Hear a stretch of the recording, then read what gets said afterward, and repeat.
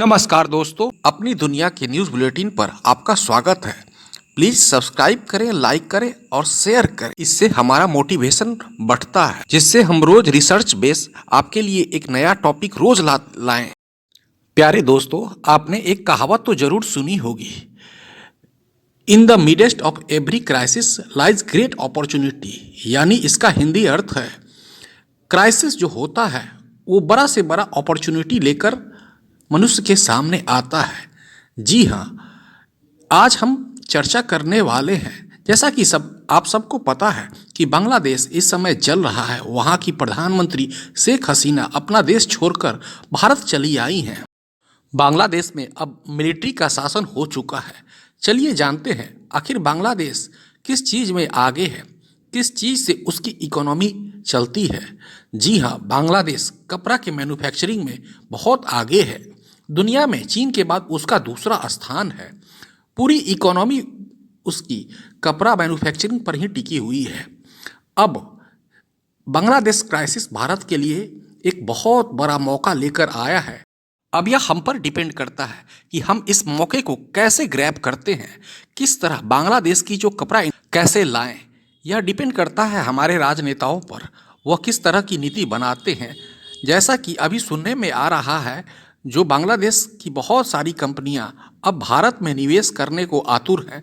बांग्लादेश में कर्फ्यू के कारण पूरा देश अस्त व्यस्त है। दूर दूर तक संभावनाएं हालात सामान्य होने का नहीं दिख रही है। इसी बीच खबर सुनने में ये आ रहा है कि बहुत सारी कंपनियां भारत में शिफ्ट हो सकती हैं, जिससे भारत को बहुत फायदा होगा, क्योंकि कपड़ा व्यवसाय बहुत ज़्यादा रोजगार देता है। आप यहाँ देख सकते हैं कि बांग्लादेश का कपड़ा व्यापार कहाँ कहाँ फैला हुआ है। हर महीने 3.5 से लेकर 3.8 बिलियन डॉलर का वो एक्सपोर्ट करता है, जो एक बहुत बड़ी राशि है।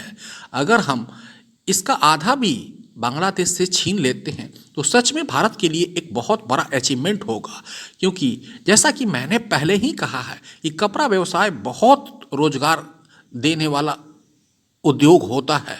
हमारे यहाँ भी कपड़ा मैन्युफैक्चर होता है, जी हाँ, पर वह उतना बांग्लादेश के बराबर नहीं है।